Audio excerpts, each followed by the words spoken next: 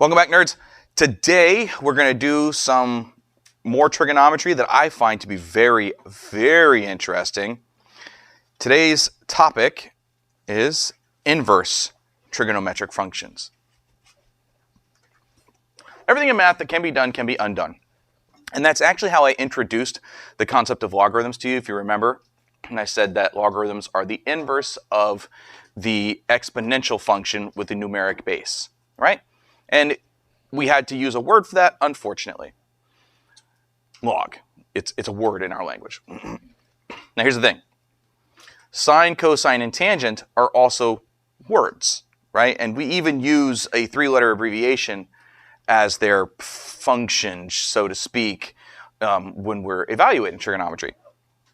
But they are all operators. They're all operations, like a plus sign or a square root bar, okay? Sine is an operation, cosine is an operation, tangent is an operation, and of course, their reciprocal functions are operations as well, but we're going to focus on sine, cosine, and tangent for inverse trigonometry. The reason why is because you need calculus to do the reciprocal function inverses, that's why. But anyway, what are the instructions? Are those operators is the question. You know, the sine operator literally says, from this angle, theta, you are going to divide the opposite side by the hypotenuse's length. Create a ratio that compares the opposite side to the hypotenuse. That's what the operator sine says to do. The operator cosine says, at this angle, create a ratio, divide the adjacent length by the hypotenuse. That's what its directions are. And the tangent operator says create a ratio, divide the opposite side length by the adjacent side length. Now obviously we're going to talk about x, y, and r instead of all of this opposite, adjacent, hypotenuse stuff, because when you're on one of your quadrantal angles, opposite, adjacent, hypotenuse, they stop making sense. But x, y, and r always work. Cool with that idea? Yes, everybody's cool with that idea. Great. I'm going to write some stuff in the top margin of the paper. Sine, cosine, tangent, it doesn't matter. These are all trig. And trig functions are always performed at an angle. So trig of an angle always produces a ratio. And that ratio is always a side length divided by another side length, correct?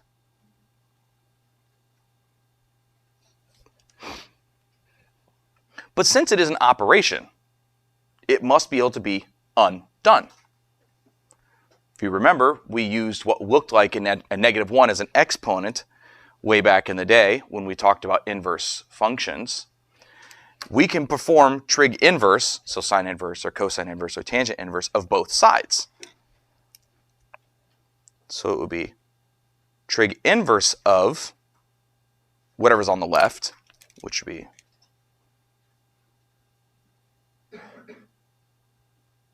again, this trig would be sine or cosine or tangent, whatever.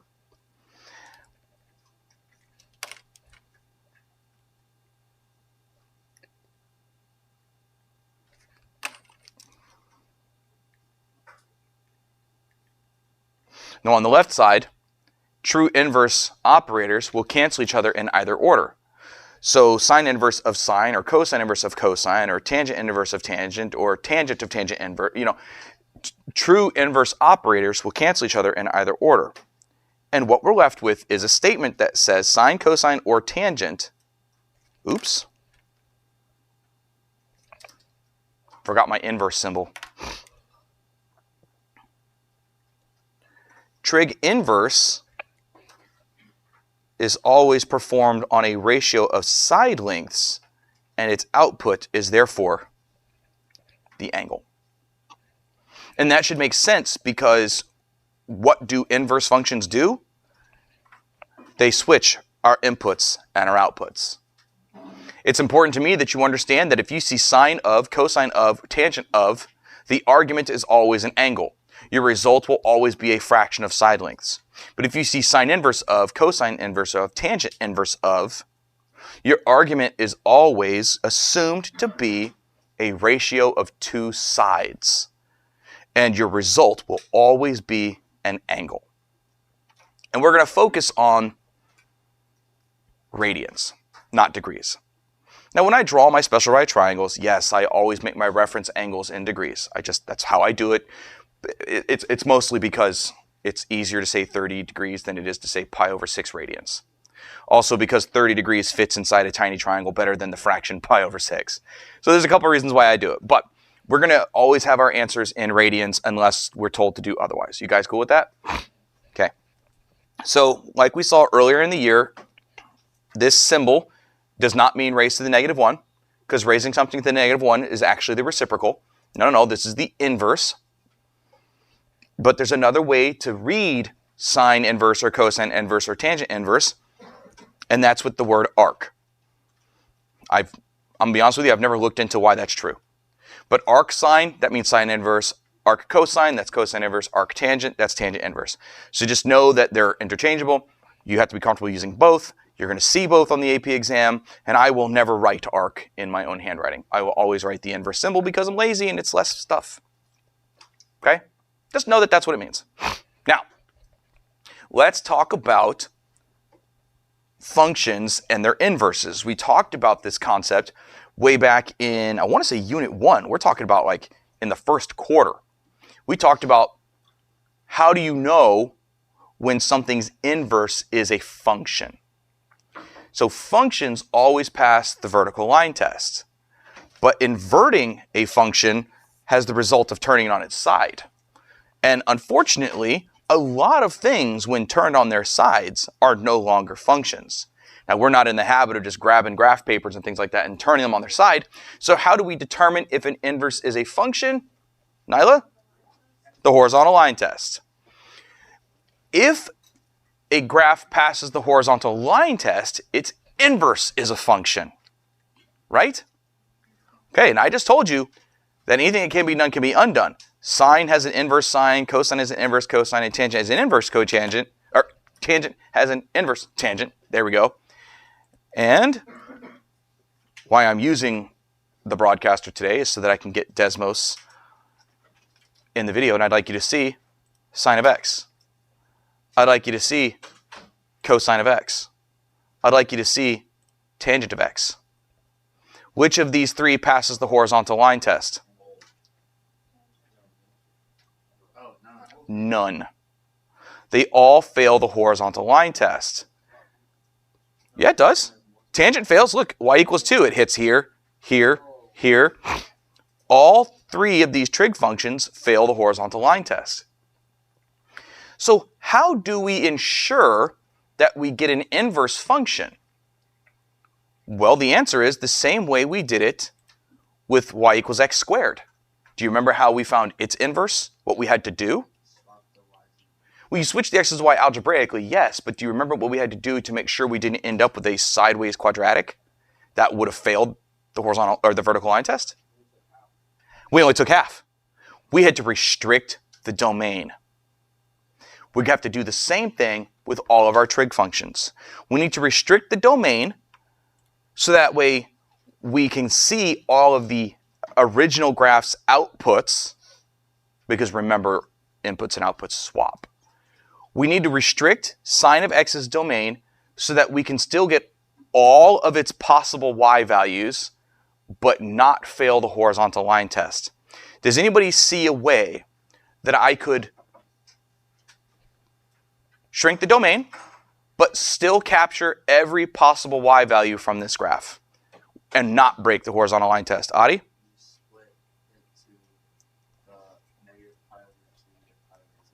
If we go exactly what he said, from negative pi over 2,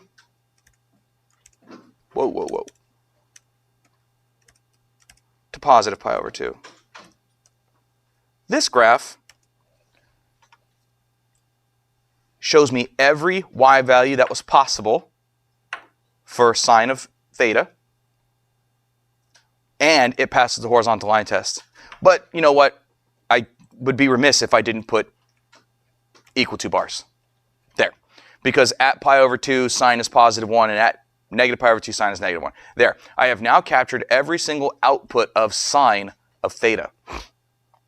What that means is from negative pi over 2 to positive pi over 2 are the only possible outputs of sine inverse, because your inputs and your outputs switch places. Does that make sense? So again, I had to shrink the domain of sine of x to a point where it would pass the horizontal line test, but I could still see every possible y value of sine of theta. And there it is. This shows me every y value from -1 to +1. But because this is the input for sine of x, then this number to this number is the output for sine inverse of x. Remember what the outputs represent. The outputs of trig inverse represent angles. So angles from negative pi over 2 to positive pi over 2. What quadrants is that? Well, quadrant 1, yeah, that goes from 0 to pi over 2, but what's this one? Yeah, it's kind of like quadrant 4, but it's not, because quadrant 4 is over here. So what I'm going to do is I'm going to call it quadrant -1. That way you're not tempted to ever try to give me an angle that comes from quadrant 4, because sine inverse can only give me results that are between 0 and negative pi over 2, which we'll call negative quadrant 1, or 0 to pi over 2, which is quadrant 1. And we're going to do a similar trick, We're going to do a similar trick with cosine.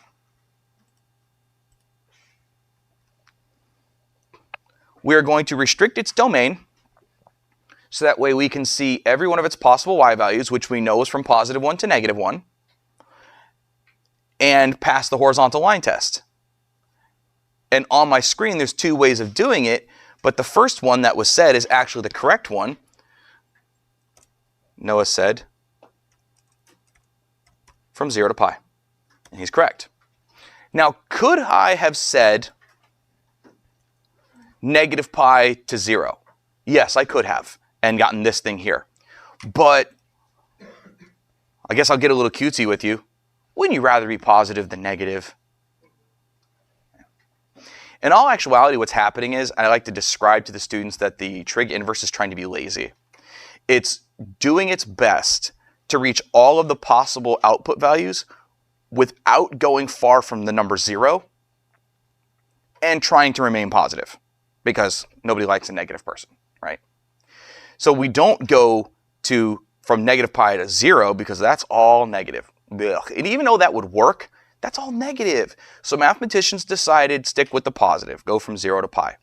And that's why this one we said go from negative pi over 2 to positive pi over 2, because we're trying to stay as close to 0 as possible. Which is why we don't talk about quadrant 2 for sine inverse. Well, first of all, quadrant 2 would still be positive. You'd have to go to quadrant 3, which would force you to break the horizontal line test, you know? So sine inverse is only going to return values between negative pi over 2 and positive pi over 2. That's quadrants -1 and +1. Cosine inverse is only going to return values, meaning angles, between 0 and pi, quadrants 1 and 2. Let's look at tangent. So trying to pass the horizontal line test, get all the possible y values, and trying to stay as close to 0 as possible, what would you say? Negative pi over 2 to pi over 2 is the exact thing that I was thinking. Here's the problem. Does tangent exist at those two numbers? No, it does not.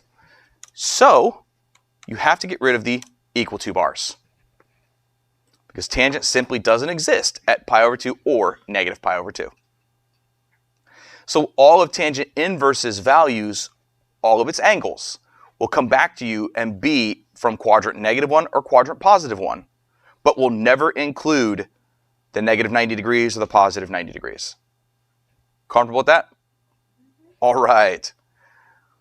Great. I keep doing that. Nope, this is what I want. That's going to allow us to skip all those words. We just solved this on Desmos. That's the sine thing. I'm not going to bother with this. I don't know my unit circle, so I'm not going to fill this out because that's a crutch. Instead, we're going to basically be drawing triangles and things like that. And we're going to use our knowledge that we just came across of where the trig inverse is allowed to return those kinds of values. Remember, the result of all trig inverse is an angle. So we'll say this equals theta. But I could get rid of sine inverse by using sine of both sides, correct? So if I use sine of both sides, what I get is sine of theta, because that's what I'm going to have on the right side, equals 1. Because on the left side, the sine and sine inverse would have canceled each other. Remember, sine is side lengths y over r.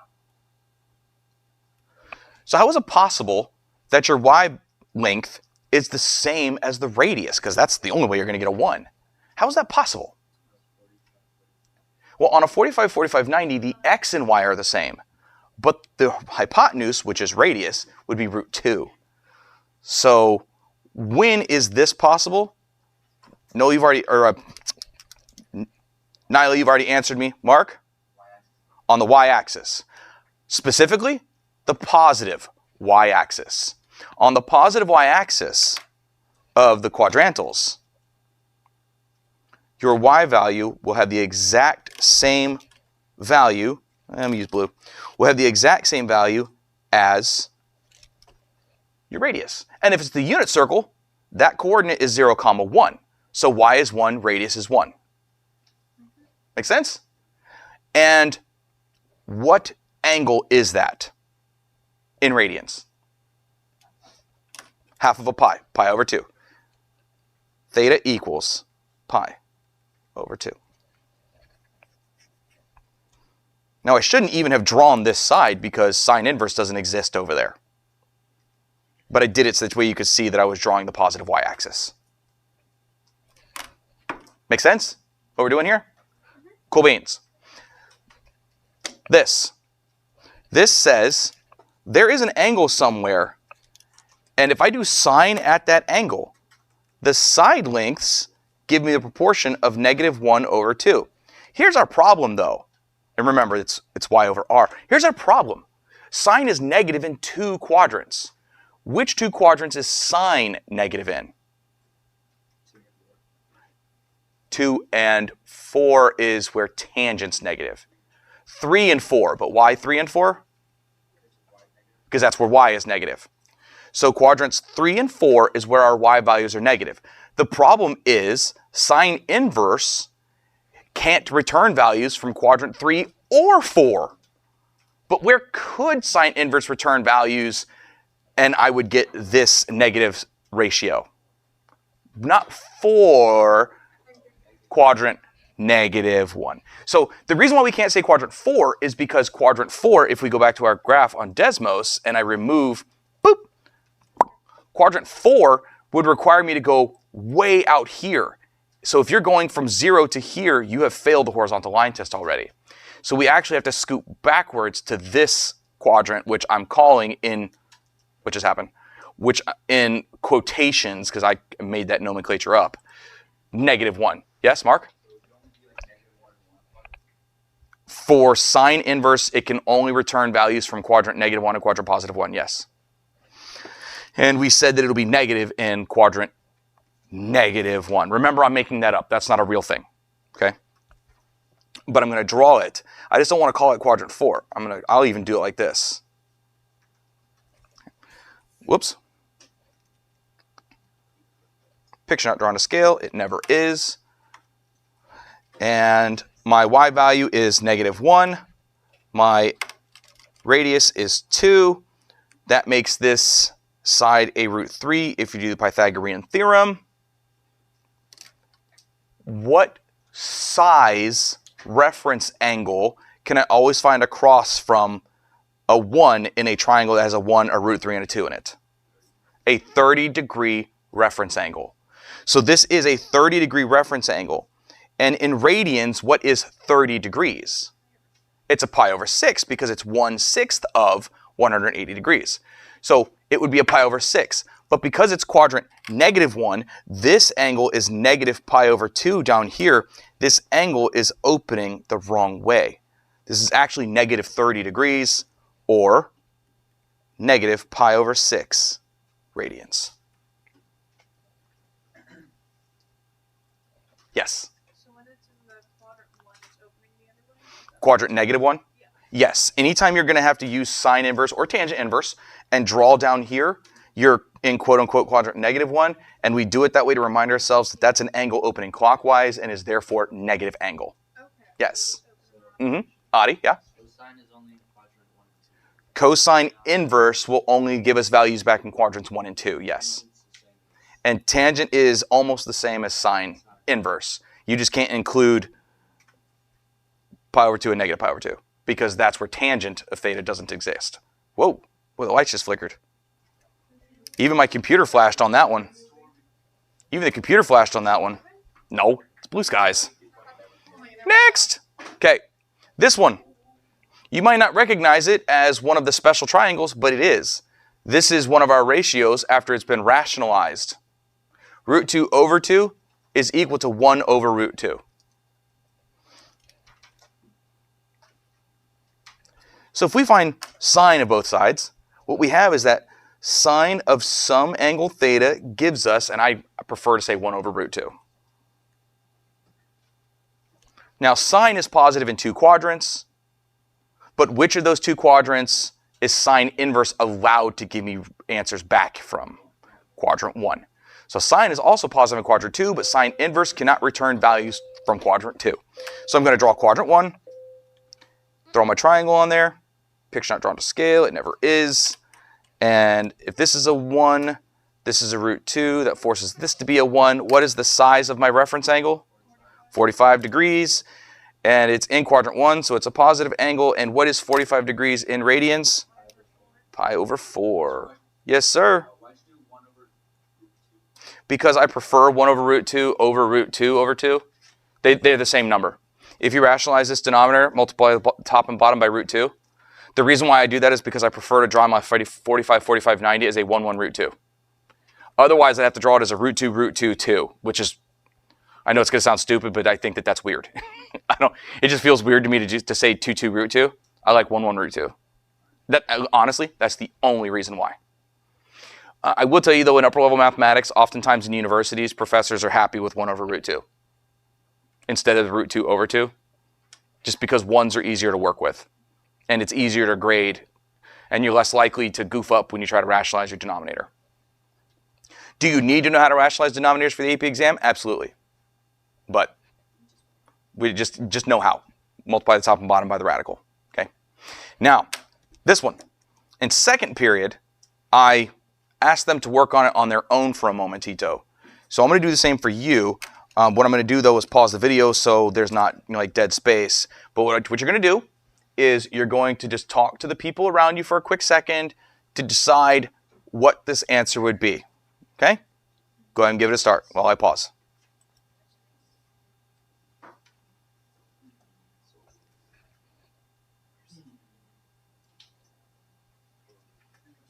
At least I think I paused it. I hope I paused it. If not, there's going to be a pause in the video, and that's weird.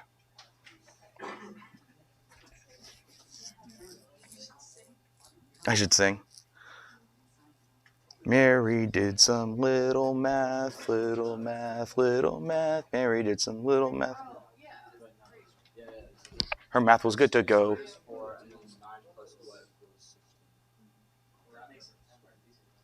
So that's probably just that ratio times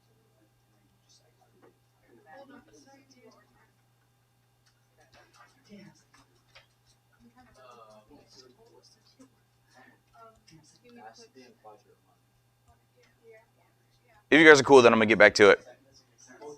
Let's see if is OBS gonna tell me that. Oh, you know what? That whole time I was recording. Whoops. Okay, so it does give me a symbol. It's at the bottom. All right. Well, whatever. I'm actively recording. I'm not sure what I don't know. I don't even know what I recorded now. I know I'm recording. Jack, you seem to have a question about this. No, you were like, I don't know. You seemed like you were bugged by something. Not bugged? Just think. Anybody think they were able to pull this special right triangle off or figure this out or no? No? No?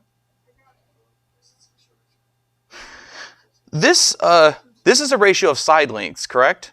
Yeah. And what side lengths does sine use? A y over r. A y over r, yeah.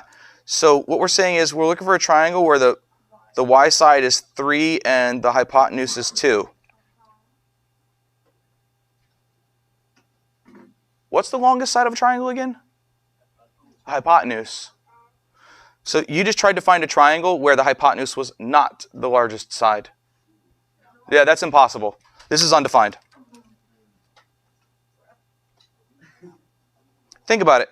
What's the maximum value that sine can reach? Just on the graph of sine, what's its maximum value? 1. That's 1.5. That's outside of what sine of theta can reach, which means it's undefined. Just watch out for it, okay? All right, continuing. Scoop. Here is the stuff we did on Desmos for cosine. We don't need to read it because we've already done it. And I don't know my unit circle, so I'm not going to bother with this thing. Instead, I'm going to do the same thing I did on the last one, and that's just draw some stuff. Starting with cosine inverse of 0. Well, that tells us there is an angle. There is an angle where cosine of that angle gives us back 0. And remember that cosine is x over r.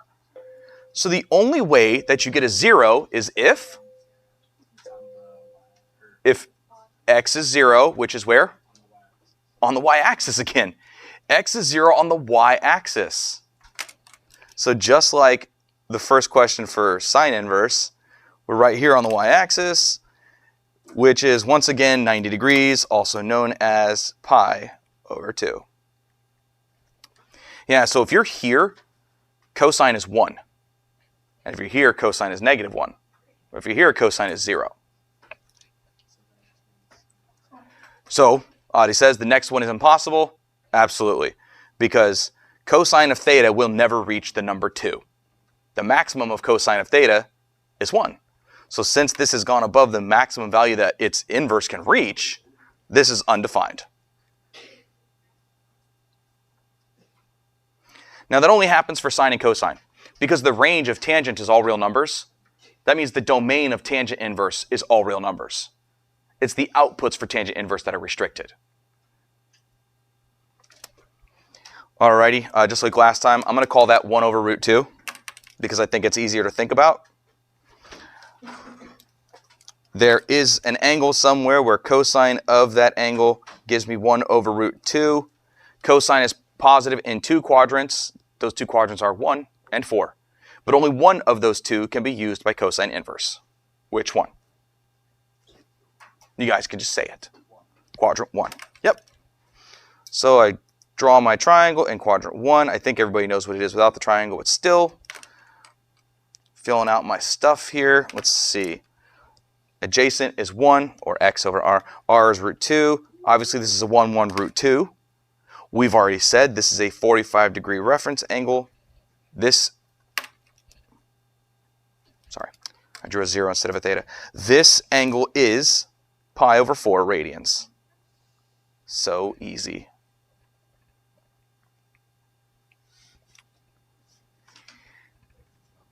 Next. There is an angle somewhere where cosine of that angle, theta, gets me negative 1/2. Now cosine is negative in 2 quadrants. Which 2 quadrants is cosine negative in? 2 and 3, because that's where x is negative. But only one of those 2 quadrants will give us cosine inverses outputs. Which one? Quadrant 2. So we're going to draw in quadrant 2, and we will make our x of our quadrant 2 triangle the negative 1, the radius 2. Remember, radius can never be negative. That makes this a root 3. What is the size of the reference angle within this triangle? What's going to be found across from this root 3? 60-degree angle is always going to be found across from a side length of root 3. Now, 60 degrees in radians is what fraction of 180? It's, well, no, 60 I said. 60 is a third of 180. So a 60-degree angle represents a pi over 3. But this is a pi over 3 before 1. So what is 1/3 before 1? 2/3. So this is 2 pi over 3 because this is our answer from 0 to that reference triangle. So that theta is 2 pi over 3 because we are a third away from 1. So we've gone 2 of the 3 slices to get to that zone. Comfortable with that? Is everybody, like, for real, we're doing okay with this? Okay. And then this stuff, this is all the tangent stuff that we already did on Desmos. So slip it, and I'm not gonna care about this because I don't know my unit circle. Instead, I'm just gonna draw quadrants and things like that.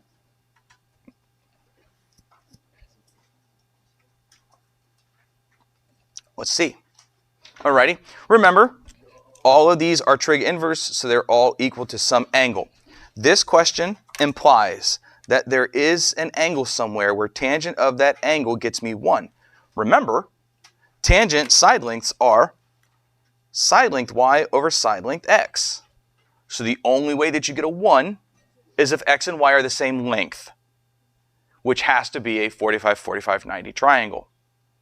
Tangent is positive in 2 quadrants, quadrants 1 and 3, but tangent inverse doesn't use quadrant 3, so where am I drawing this?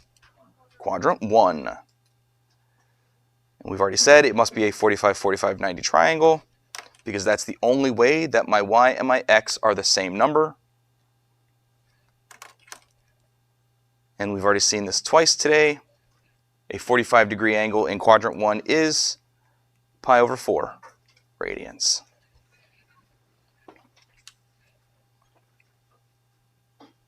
Okay.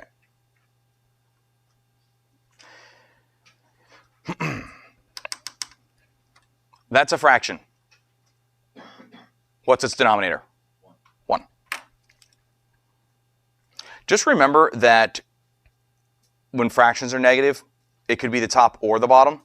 That's only pertinent for tangent, though. Because for sine and cosine, the bottom of the fraction is radius, and radius has to be positive.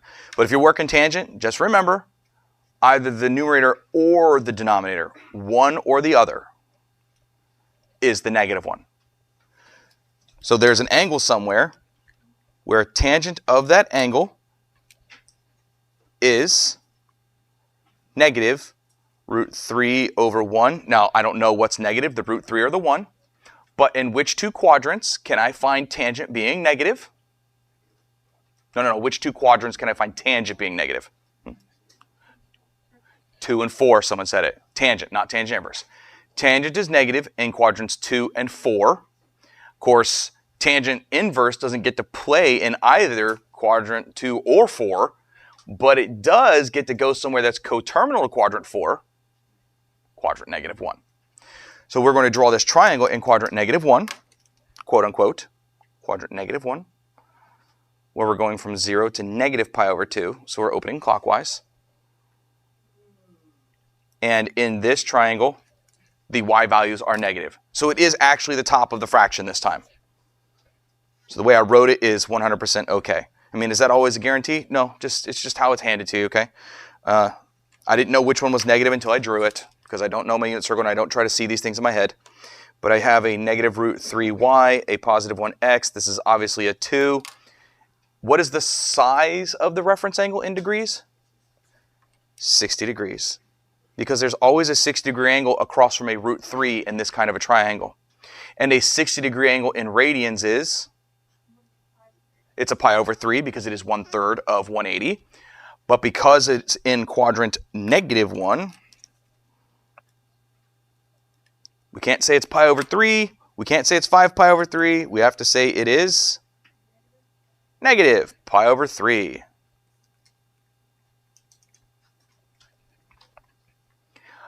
One of the reasons why I like inverse trig so much is because it makes you really good at evaluating standard trigonometry using special right triangles. If you weren't really good at it already, this will make you better It'll make you stronger, faster. Be the $1 million mathematician. Better, stronger, faster. All right.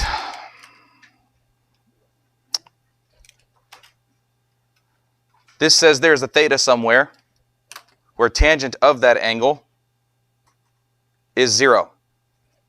But tangent is y over x. What's the only way that could be equal to 0? If y is 0. Good. So where can I find y being 0?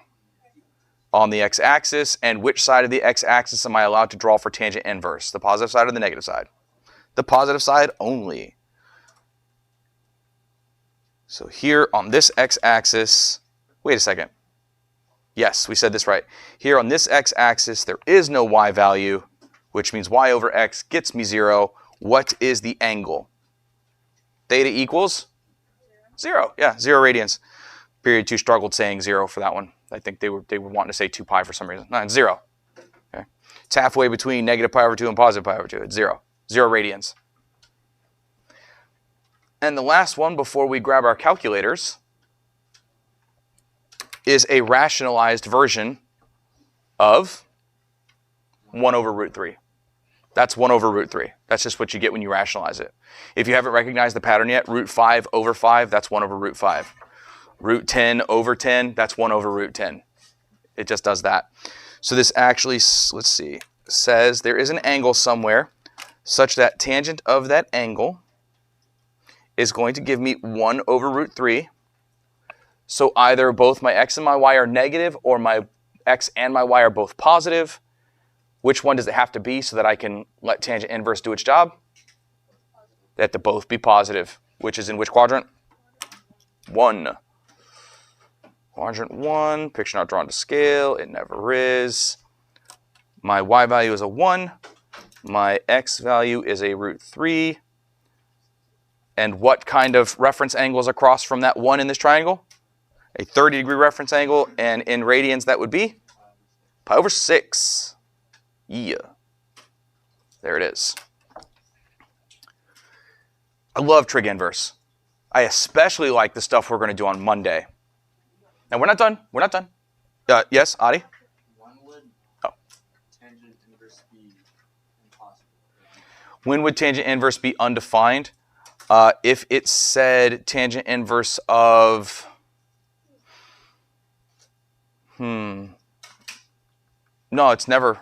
Tangent inverse is always defined. So whatever number there is, it's all defined. It's not theta. The input. Because think about it like this. The range for tangent is all real numbers. So it can be That means the input for tangent inverse is all real numbers. Okay? Now its outputs will be controlled. Its outputs will always be between here and here and will never include those two. But the input for tangent inverse is all real numbers. Because the range of tangent is all real numbers. anything in bracket. For tangent inverse, yes, you can have anything in there. Absolutely. So it's not a rounded. Tangent inverse will never be undefined, no. And the reason why, I know we didn't see the graph of tangent inverse, but that's the graph of tangent inverse. It's got a domain of all real numbers. Now, its range is restricted because we had to restrict the domain of tangent. But since this thing's range is all real, this thing's domain is all real. So you can do tangent inverse of anything. Okay. Now we're just going to grab a calculator.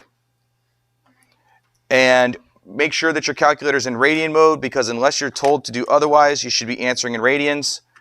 And in case you don't remember how to do that, you're going to press your mode button and scroll down to right down here. Underneath float, you should have radians highlighted. And we're literally just typing this on our calculator. Sine, cosine, and tangent inverses are found right above sine, cosine, and tangent buttons. So you use the blue second key in order to get these inverse functions to work. So you can't do this by hand. Sine inverse of 1/4. That's not a special right triangle. But the sine inverse of 1/4 is about 0.253 radians. 3 decimals. I don't really think you need to see me do them all on the calculator, but, you know, might as well. Cosine inverse of -3/5. Second cosine of -3 divided by 5. That is between 1 and -1, so we know it's going to give us an answer of about 2.214 radians. Also not a special right triangle that we can do with trigonometry by hand. The input for tangent inverse is all real numbers, so we know that this is going to give us an answer. Tangent inverse of 4.5, whatever the heck that is, 9/2. That's not one of our special right triangles. 1.352 radians.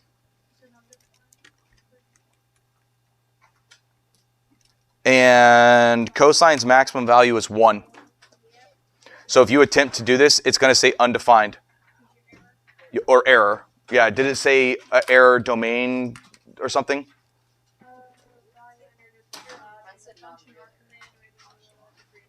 Now, no, error domain. Now, Ashley, you have a Casio. What did yours say? Non-real error, meaning it's possible to do if you allow complex numbers. I have my calculator in complex mode. I'm curious if it'll give me an answer. Let's see. Now, we know this is undefined, so I'm just going to write undefined. You guys know that we still have 3 minutes, right? Okay, so I'm going to do cosine inverse of 1.5. Drum roll. I honestly have no idea because I didn't get to this question in period 2. Is it going to say domain error or is it going to give me a complex solution with an I in it? Oh, man, I swear. I was really hoping it would give me a complex solution. I know how to do this in complex mathematics, but I was hoping the calculator would do it. Oh, well. All right. Well, you know what the problem is? I'm just a nerd. It's okay.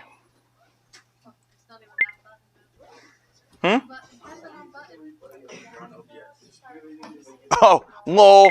Yeah, I'm so bad at this. Stop recording.